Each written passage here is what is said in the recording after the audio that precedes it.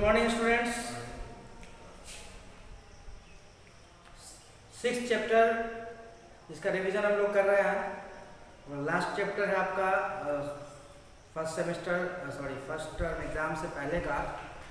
तो ये last chapter है, आपको 1 to 6 तक पढ़ाया गया है। और जैसा कि आप जानते हैं कि आपका एग्ज़ाम जो है 8 जुलाई को आपका एग्ज़ाम है। तो जो चैप्टर्स मैंने आपको पढ़ाया उसका रिवीजन, उन चैप्टर्स का रिवीजन भी जो है आपके एग्ज़ाम से पहले मेरे द्वारा समाप्त करा दिया जाएगा। हम लोग सीजन्स पढ़ रहे थे, सीजन्स इन इंडिया, उसके बारे में हम लोग बात कर रहे थे। द क्लाइमेट ऑफ इंडिया, जिसमें हम लोग सीजन्स की बात कर रहे थे। We knew that there are 3 main seasons. We discussed about these seasons. First one is summer, then after rainy season, and the last is winter season. ये 3 मुख्य सीजन, समर, रेनी, इसको मानसून भी कहा जाता है, और तीसरा थर्ड जो है वो winter season. You know, winter season starts from mid-November and last until February. नवंबर में स्टार्ट होता है, मिड नवंबर में, आधे नवंबर में स्टार्ट होता है, और ये फरवरी तक जो है सर्दी का मौसम रहता है। ठीक है। विंटर सीजन में क्या होता है? Days are short and nights are long. Days are short and nights are long. दिन जो है वो छोटा हो जाता है, और यानी कि सूर्यास्त जो है आपका वो जल्दी हो जाता है ना। और रातें जो है वो बड़ी हो जाती है, लंबी रातें हो जाती है, और दिन छोटा हो जाता है।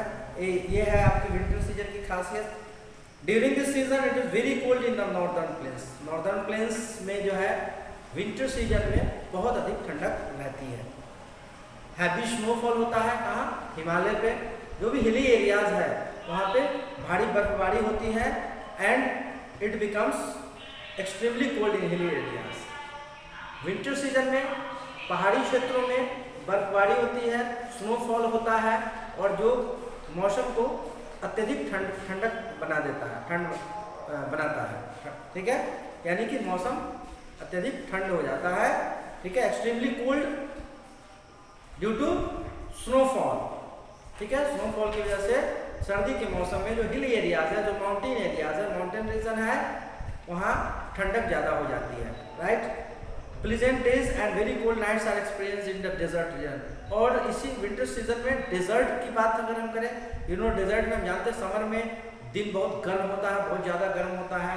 टेम्परेचर लगभग जो है 45 डिग्री को पार कर जाता है। ठीक है, और 48-49 तक चला जाता है टेम्परेचर। लेकिन जो विंटर सीजन में, डेजर्ट रीजन में क्या होता है, दिन जो है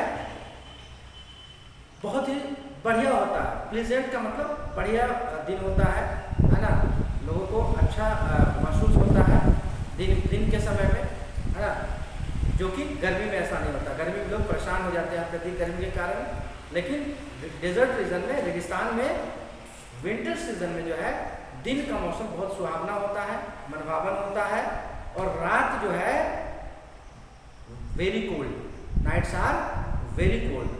Okay, in desert region, the days are pleasant and nights are very cold in desert region. Southern part में there is no winter season in the southern part of India. So, this region has pleasant weather with bright sunshine even during winters. Southern India में, दक्षिण भारत में जो है winter experience नहीं करते हैं लोग, सर्दी का अनुभव नहीं करते हैं। मौसम जो है प्लेजेंट होता है, वेदर प्लीजेंट वेदर होता है।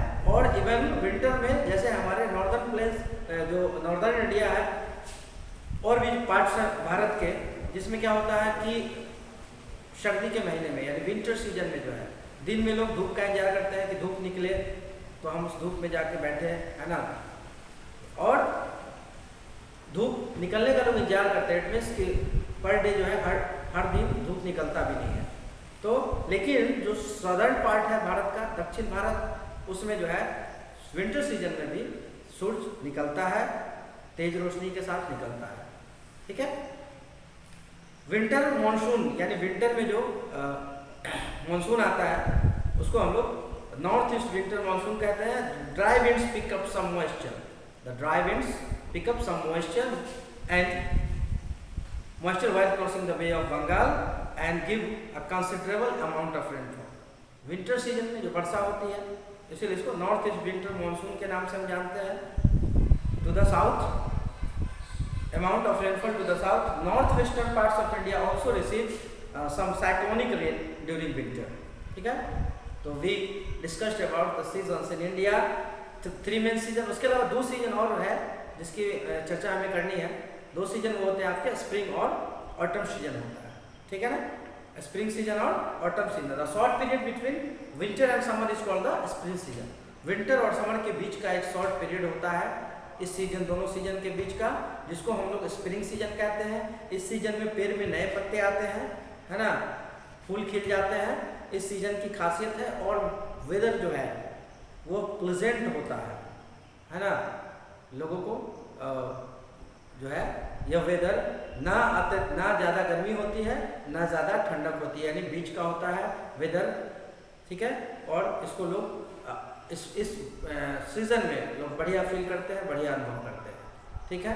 उसी तरह दूसरा जो आपका शॉर्ट पीरियड है जिसको हम लोग ऑटम के नाम से जानते हैं, the period between September when the rainy season ends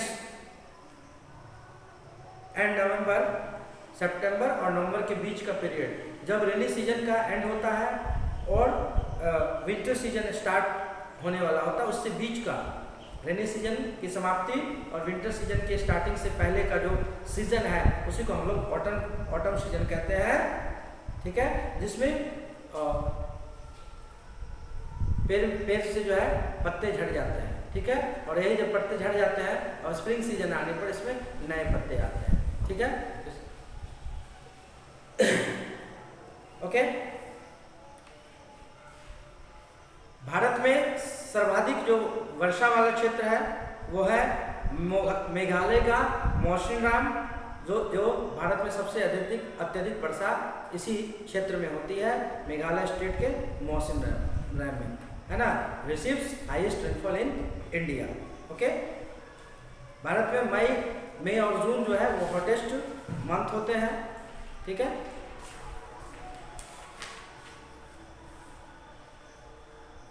तो हम लोगों ने द क्लाइमेट ऑफ इंडिया, जिसमें वेदर, क्लाइमेट और डिफरेंट सीजन्स के बारे में डिस्कस किया, बात की हमने, है ना। इसके इफेक्ट क्या है, कब से कब तक ये सीजन्स होते हैं, है ना। क्लाइमेट को प्रभावित करने वाले जो फैक्टर्स हैं उसके बारे में हम लोगों ने चर्चा की, और इस तरह से हम लोगों ने जो है इस चैप्टर के बारे में अच्छे से जो है एक बार रिवीजन किया इसका। और आप इस चैप्टर के बारे में आप क्लास कर रहे हो, आप इस लायक हैं कि आप जवाब दे सकते हैं, कोई भी क्वेश्चन आपसे पूछा जाए, है ना। कुछ शॉर्ट क्वेश्चन ऑब्जेक्टिव अगर आपसे पूछे जाए कि how many seasons, main seasons are there in India, है ना, you can reply there are 3 main seasons in India, है ना, summer, rainy, winter season. Besides this main season there are 2 seasons, also seasons between them they are spring and autumn season. Okay, what are the factors that influence the climate of a place? तो उसमें आपका height आपके के हिसाब से दो ही factors आपको यहाँ पे दिखाया जा रहा है, बताया जा रहा है, height of the sea level और डिस्टेंस फ्रॉम द सी, है ना। उसके अलावा भी होते हैं जो मैंने आपको जब पढ़ाया था तो आपको बताया गया था, ह्यूमिडिटी भी होते हैं, है ना, डिस्टेंस फ्रॉम द इक्वेटर भी होते हैं, ठीक है, डायरेक्शन ऑफ द विंड, ठीक है। तो ये सारे फैक्टर्स भी हैं जो कि क्लाइमेट को प्रभावित करते हैं, राइट।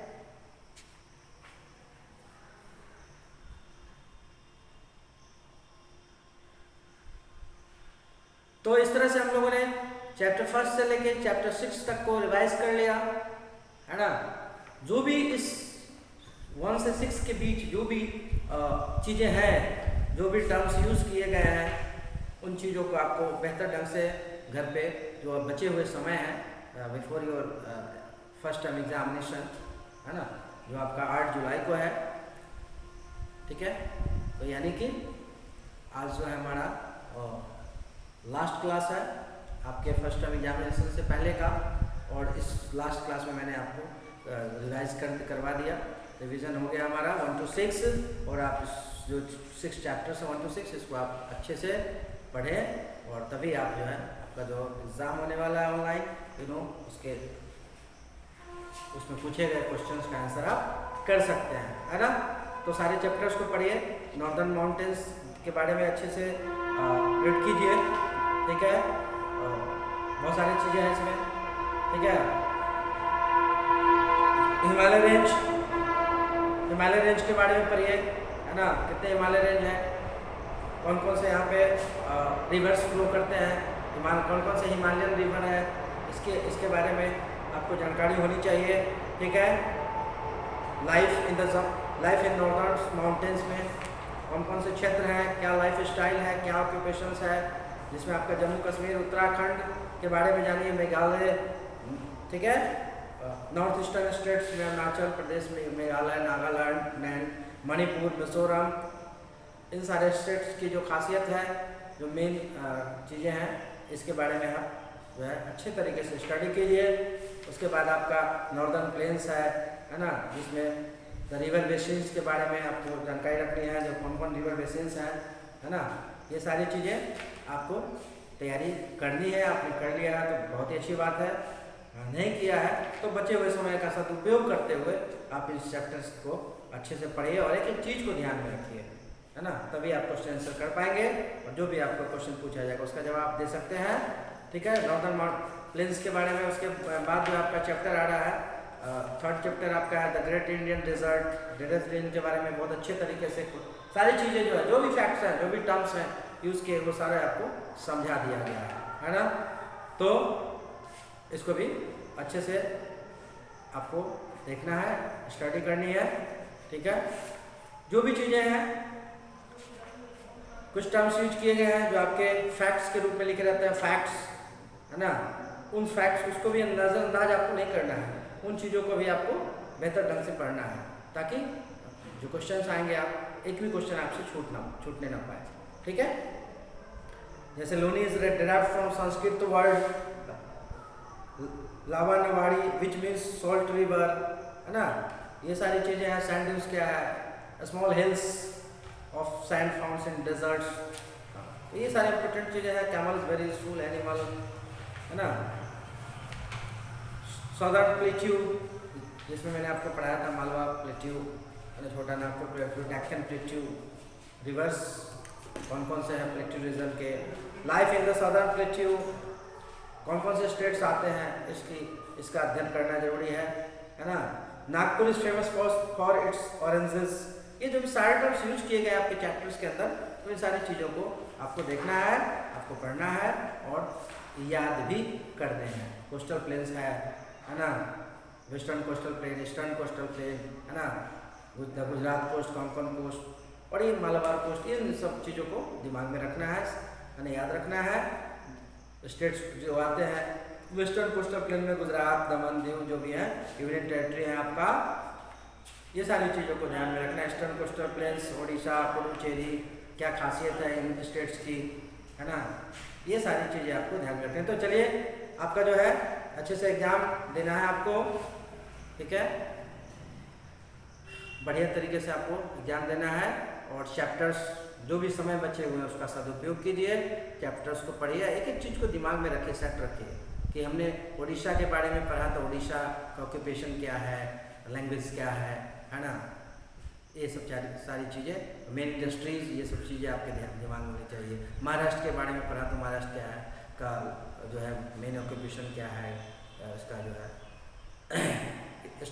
फिजिकल स्ट्रक्चर, ठीक है, कहाँ पे अवस्थित है, ये सारी चीज़ें, है ना। उसकी जो खासियत है, जो विशेषताएं हैं, खासकर उन चीज़ों को ध्यान में ज़रूर रखना है। और मैक्सिमम इंडियन स्टेट्स के बारे में आपको इस 1 to 5 चैप्टर्स में जो है बहुत सारे स्टेट्स के बारे में आपको जानकारी दी गई है, क्योंकि सारा फिजिकल डिवीज़न है आपके चैप्टर्स में, है ना। फिजिकल डिवीज़न है तो उसमें जिस हिस्से में जो स्टेट्स आते हैं, जिस रीजन में, जिस डिवीज़न में, फिजिकल डिवीज़न में, उन स्टेट्स के बारे में आपको बताया गया है। तो लगभग सारे स्टेट्स के बारे में आपको जानकारी दे दी गई है। तो आप अच्छे से तैयारी कीजिए, बेहतर ढंग से तैयारी कीजिए और खूब पढ़िए, है ना, चैप्टर्स को रीड कीजिए, क्वेश्चन आंसर्स रटने के चक्कर में ना रहें, ठीक है। चलिए, तो बेस्ट ऑफ लक सभी स्टूडेंट्स को मेरी तरफ से, और मैं अपने क्लास को यहीं पे समाप्त करता हूँ।